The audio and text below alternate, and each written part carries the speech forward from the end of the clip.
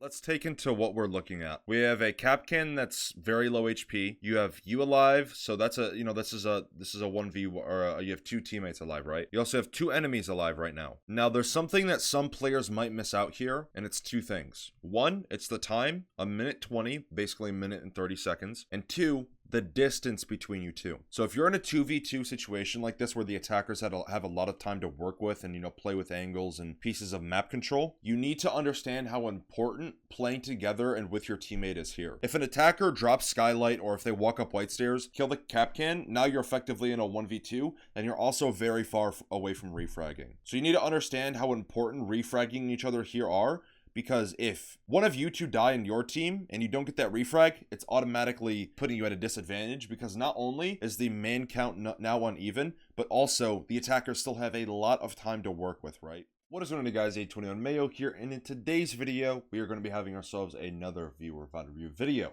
Now, before we actually jump into the video, I quickly want to mention that I'm doing coaching, so if you guys are interested in a one-on-one session with me, like a VOD review like this, but it's much more in-depth, or if you guys want a coaching session, there's a link to the Patreon down below in the description, and yes, I do coach console players. I also want to mention that I have a second channel, so if you guys like my content already and want to see more from me, there's a link to the second channel down below as well. Now, with all of that being said, let's jump into the video.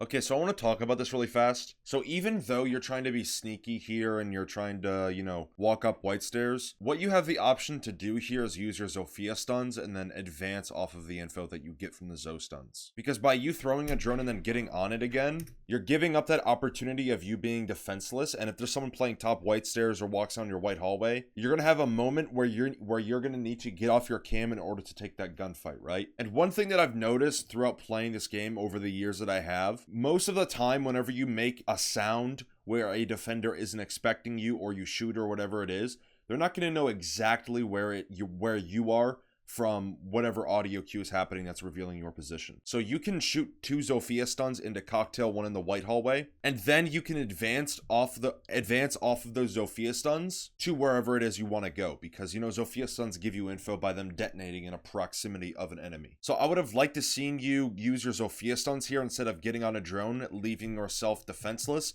if someone does decide to challenge you, because you have to get off your drone, relocate the angle, and then take the gunfight after. So I just want to kind of mention that.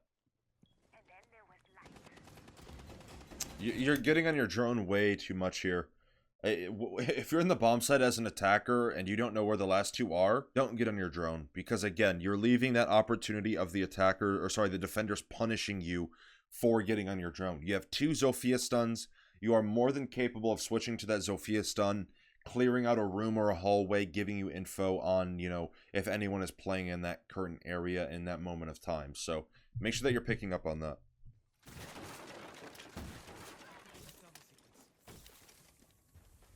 Ooh, okay, so let's talk about this here as well. So when it comes to opening red wall, you usually want to try to save as much as you can while opening this wall, because you never know if you need to open, trash wall, freezer wall, or bathroom.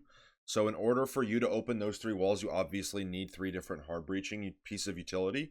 And when it comes to Ace or Hibana, where, it's commonly seen for them to be brought on this map just because you can hard breach walls from a distance and not actually have to enter the proximity of the wall, you can kind of do it from a safe distance outside of the map or on the roof like you are here now. So don't use more than what you need to use. That's basically what I'm trying to get across here, because if you need to open freezer wall, which you probably will need to do that, or bathroom wall, if someone's playing bathroom, you need to clear that guy out, or open trash wall. If you guys don't know what trash wall is, it's the little corner area, that wall that leads into the long bar from, so if this is freezer wall, this is trash wall here next to the couches in piano. So you might need to open that wall to give you access or a different angle into the bomb site, or opening freezer or bathroom wall as well. Those are two also common areas of the map to open and a wall to hard breach on. So make sure that you're not using more utility than you need to in order to accomplish whatever it is you're trying to accomplish. He's behind that little table. Nice. He's pushing you, Pink. So I just want to talk about something here. Whenever you're playing cafe and the small bakery wall is reinforced, if they're playing bakery, the hard breacher like the Hibana or the Ace should go to small bakery window. open the small bakery wall into bakery, giving you a different angle and access to that piece of map control as an attacker. So that way, if there's a defender playing behind the bakery stack or he's peeking prep door a lot, you can open that wall, giving you access to that angle, not allowing that player who might be peeking out of prep or behind the bakery counter to do whatever it is they're trying to do. So just a little kind of tip piece of info there. If you ever have someone playing in bakery, there were 2 people here. There was one small bakery. There was one in bakery itself. If you have someone doing that, or, you know, it's very common to also see defender playing behind the actual bakery counter. If they're doing that, you need to take advantage of the fact that the wall is not electrified. It's not being countered by any wall denial. So you need to take advantage of that. Open that wall so that way you can efficiently and safely clear those guys out of bakery without, you know, just trying to all walk through the bakery double door here. So this is exactly what I was just talking about a moment ago of opening this wall. If you did this earlier, the people who were pushing into bakery might have not died because they did, you know, die from someone peeking into prep. So, really important that you notice this, take advantage of it, because here you have to count where your utility is needed. You need to open prep wall to give you access into that, so that way you're not peeking through the door. You need to open bakery wall at least once, and then you need to open small bakery wall to bakery once as well. Maybe the red wall if you want to save the small bakery hard breach charge for something else. But, you know, just kind of count where you need your utility and then, you know, adjust to that wherever you might need the adjustments, and then go forth.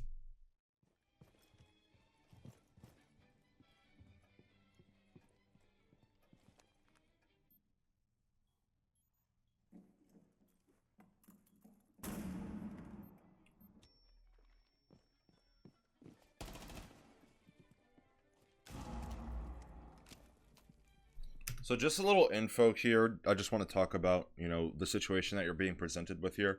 So let's take into what we're looking at. We have a Kapkan that's very low HP. You have you alive, so that's a, you know, this is a 1v, or you have 2 teammates alive, right? You also have 2 enemies alive right now. Now there's something that some players might miss out here, and it's 2 things. 1, it's the time, 1:20, basically 1:30 seconds, and 2, the distance between you two. So if you're in a 2v2 situation like this where the attackers have a lot of time to work with and, you know, play with angles and pieces of map control, you need to understand how important playing together and with your teammate is here. If an attacker drops skylight, or if they walk up white stairs, kill the Kapkan, now you're effectively in a 1v2, and you're also very far away from refragging. So you need to understand how important refragging each other here are, because if one of you 2 die in your team and you don't get that refrag, it's automatically putting you at a disadvantage, because not only is the man count now uneven, but also the attackers still have a lot of time to work with, right? So if you're in a 2v2 or a 3v3 or a 1v1, or not a 1v1, but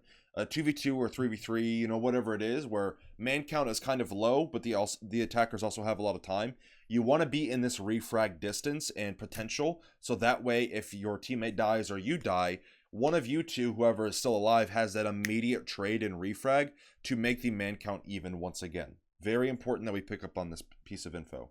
So the other one's skylight and one's top red, so you have a 1v1 here effectively.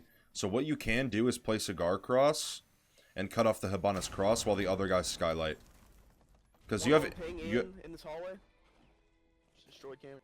Another bull skylight. On 4 ping. On 4 ping. She's peeking. Right here. This Hibana's dead.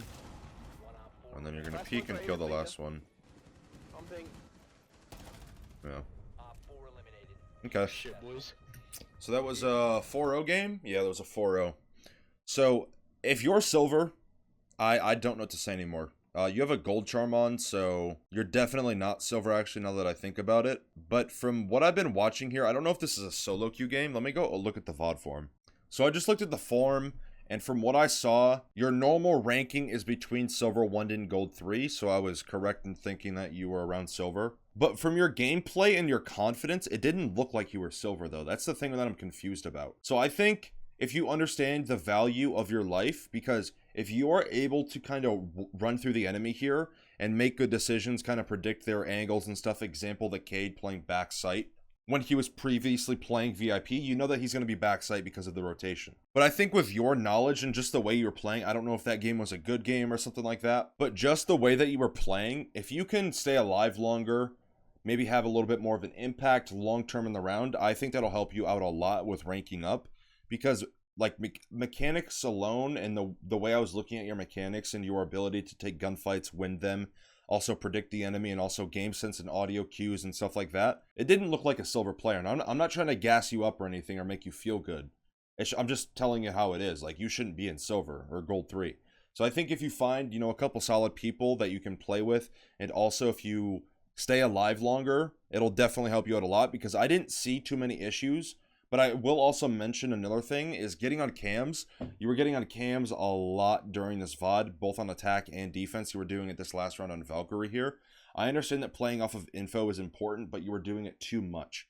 You were leaving up the opportunity, again, how I said previously, of allowing the enemy to punish you for being on your cam, because obviously you have to press your cam button, get off the cam, establish the angle, and then take the gunfight, right? So I would say, you know, tone down getting on cams as much.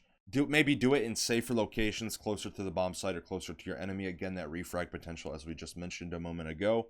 But other than that, you're a solid player, and I'm looking forward to a future VOD, because I don't think that you deserve the ranking of silver to gold 3. I think what you have shown in that VOD there shows that you don't deserve that rank. Now, again, it could be just, you know, a really good game. You could have had everything going your way, because everyone has those games. But if it isn't, then I'll stick to my guns with what I just said. But other than that, that is going to wrap up today's VOD. If you guys enjoyed or learned anything new, I would greatly appreciate a like on the video. It does help out with the YouTube algorithm. I also want to mention again before I go that I'm doing coaching, so if you guys are wanting a much more in-depth coaching session or VOD review session like this one here, there's a link to the Patreon down below in the description, where you can find all of your answers to your questions and more. There's also a link to the second channel, as well as to the Wichita Wolves, which I'm a content creator for.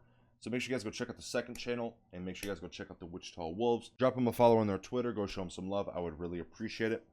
But with all of that being said, that is the end of today's video. I hope you guys enjoyed. I hope you learned something new, and I will see you guys in the next